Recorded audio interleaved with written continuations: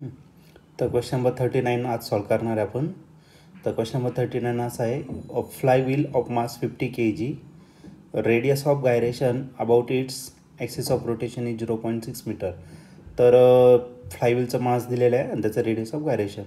It is acted upon by a constant torque of 18 newton metre. तर त्याच्यावर ते constant torque act होतो आहे 18 न्यूटन मीटर इतका.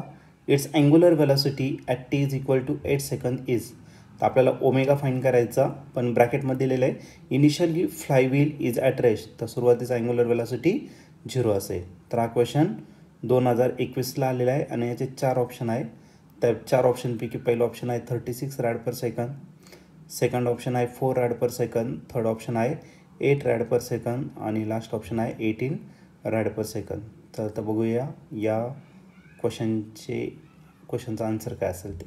या क्वेश्चनमध्ये आपल्याला एक फ्लाय व्हील दिलेलं आहे ज्याचं मास 50 kg आहे अँड रेडियस ऑफ गायरेशन 0.6 दिलेला आहे. ओके, तर गिवन लिहितो मी.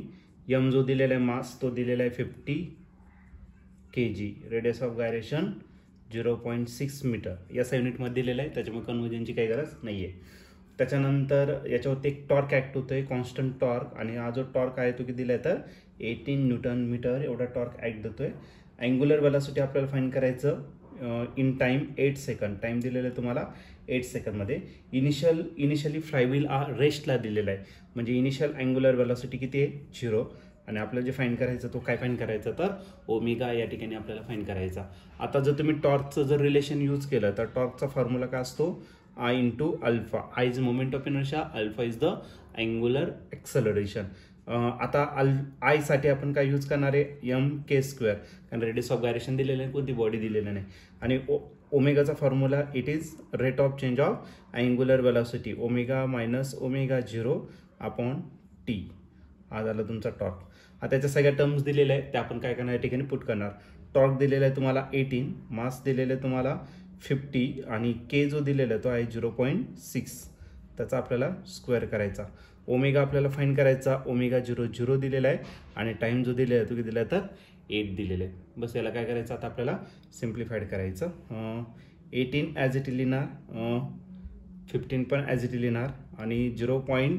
याचा 6चा जो स्क्वेअर आहे तो येणार आहे 0.36. हा राहिला ओमेगा डिवायडेड बाय काय झाला तर 8.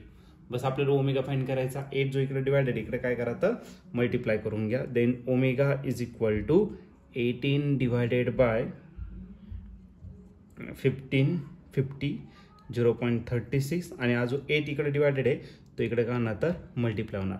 सपोज तुम्ही 50ने याला मल्टिप्लाय केलं किंवा 5ने याला मल्टिप्लाय केलं ओमेगा, तर 18च्या टेबलमध्ये 36 आहे.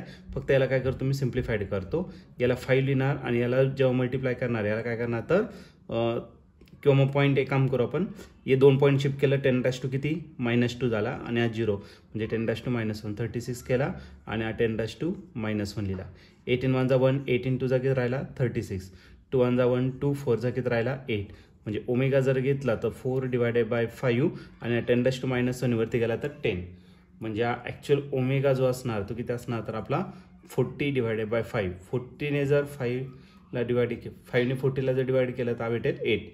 8 5 40 आणि याचं जे युनिट असणार ते काय असेल रॅड पर सेकंड, अँग्युलर वेलॉसिटी. म्हणजे आपलं जे आन्सर आहे ते 8 रॅड पर सेकंड. आणि असं ऑप्शन आपल्याला या ठिकाणी दिसतंय ऑप्शन नंबर सी. तर ऑप्शन नंबर सी आपलं करेक्ट आन्सर असेल.